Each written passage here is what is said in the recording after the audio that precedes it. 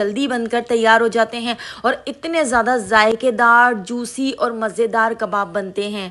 तो इन मज़ेदार से सीख कबाब को बनाने के लिए मैंने यहाँ पर 2 प्याज ले ली हैं। तो 2 बड़े साइज़ की प्याज को अच्छी तरह से धोकर मैंने इस तरह से कट कर लिया है और कट करने के बाद प्याज को मैं ऐड कर देती हूँ चॉपर के अंदर और प्याज को हमने चॉप कर लेना है। तो आपने मशीन को कंटिन्यू नहीं चलाना है, आपने मशीन को इस तरह से रोक रोक कर चलाना है। इस तरह से प्याज बिल्कुल बारीक अच्छी तरह से चॉप हो जाएगी।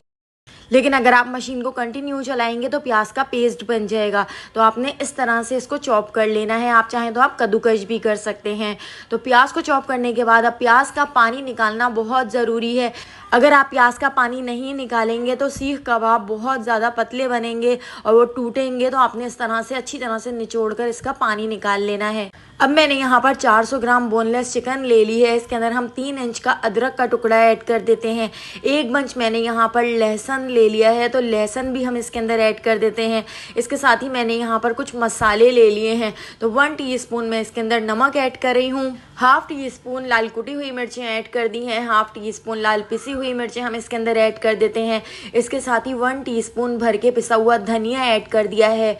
यहाँ पर मैंने 1/2 टीस्पून पिसा हुआ गरम मसाला भी इसके अंदर ऐड कर दिया है। 1/2 टीस्पून काली मिर्च, इसके साथ ही 1/2 टीस्पून हम इसमें कश्मीरी लाल मिर्च भी ऐड कर देंगे। कश्मीरी लाल मिर्च से बहुत अच्छा कलर आएगा। 1/2 टीस्पून जीरा पाउडर ऐड कर दिया है। 1 टीस्पून चाट मसाला। कबाबों को बहुत ही सॉफ्ट और जूसी बनाने के लिए 1 पिंच मैंने इसके अंदर मीठा सोडा भी ऐड कर दिया है। और इन सारी चीज़ों को हम चॉपर के अंदर ऐड कर देते हैं और चॉपर के अंदर पीस कर हमने इसको बिल्कुल बारीक कर लेना है। हमने बिल्कुल बारीक इसका पेस्ट बना लेना है। तो दोस्तों यहाँ पर मैं आपको याद दिलाती चलूँ, अगर आपको मेरी रेसिपी अच्छी लग रही है तो लाइक करना बिल्कुल भी मत भूलिएगा। और अगर रेसिपी अच्छी नहीं लग रही है तो आप इसको डिसलाइक भी कर सकते हैं। और मुझे कमेंट करके आपने ज़रूर बताना है कि आप मुझे किस सिटी और किस कंट्री से देख रहे हैं, ताकि मैं आपका थैंक्स कर सकूं। तो पहला थैंक्स जाता है अक्षा को कानपुर से, सोबिया को थैंक्स जाता है मुल्तान से, शाहिदा को बांग्लादेश से और नीलोफर को थैंक्स जाता है बेंगलोर से। तो मेरी रेसिपीज़ को इतना पसंद करने के लिए आप सबका बहुत बहुत शुक्रिया। आप मुझे ज़रूर कमेंट किया करें। तो इस पूरे मसाले को मैंने एक प्लेट में रख लिया था और निचोड़ कर जो हमने प्याज रखी थी वो भी ऐड कर दी थी। 1/2 बंच बारीक कटा हुआ हमने इसके अंदर हरा धनिया ऐड कर दिया था और इसके अंदर हम कोयले का दम लगा देते हैं। और इस मसाले को ढककर मैंने 1 घंटे के लिए फ्रिज में रख दिया था। इस तरह से ये बहुत अच्छी तरह से सेट हो गया था, थोड़ा सा थिक हो गया था। इस तरह से कबाब बनाने में बहुत ज़्यादा आसानी हो जाती है।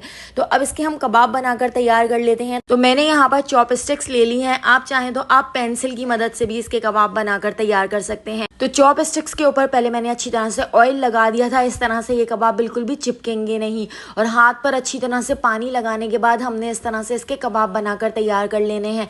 पानी लगाने के बाद ही आप इस तरह से सेट कीजिएगा। इस तरह से मसाला बिल्कुल भी चिपकेगा नहीं और बहुत ही अच्छे शेप के आपके इस तरह से सीख कबाब बनकर तैयार हो जाएंगे। तो सारे सीख कबाब मैंने इसी तरह से बनाकर तैयार कर लिए थे। इतने थोड़े से मसाले से आप देख सकते हैं कितने सारे हमारे यहाँ पर सीख कबाब तैयार हो गए हैं।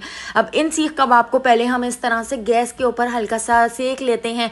इस तरह से आग के ऊपर आपने इसको सेक लेना है। इस तरह से इन सीख कबाब को हाफ कुक करके आप इनको स्टोर करके भी रख सकते हैं। और इस तरह से आप KNN के कबाब घर में ही बनाकर तैयार कर लेंगे और ये कबाब बहुत ज़्यादा जायकेदार बनते हैं। तो मैं एक साथ ढेर सारे कबाब बना लेती हूँ और जब भी मेरे घर में दावत होती है तो बस मुझे इनको फिर फ्राई करना होता है।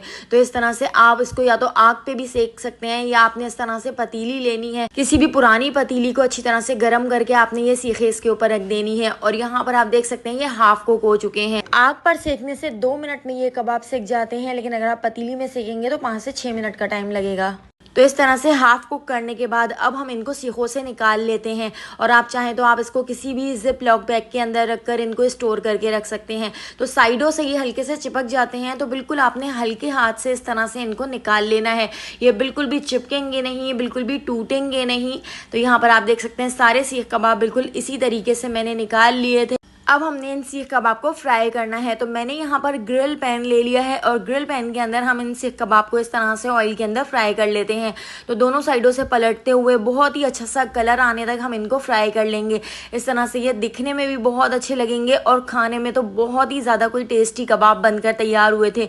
सॉफ्ट, जूसी और मज़ेदार कबाब। तो अगर आपको इन मज़ेदार से सीख कबाब की रेसिपी पसंद आई हो तो लाइक, शेयर और सब्सक्राइब करना बिल्कुल भी मत भूलिएगा और बेल आइकॉन की नोटिफिकेशन को ज़रूर ज़रूर ऑन कीजिएगा।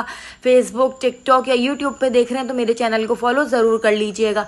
वहाँ पर भी डेली बहुत ही मज़ेदार सी रेसिपीज़ शेयर करती रहती हूँ।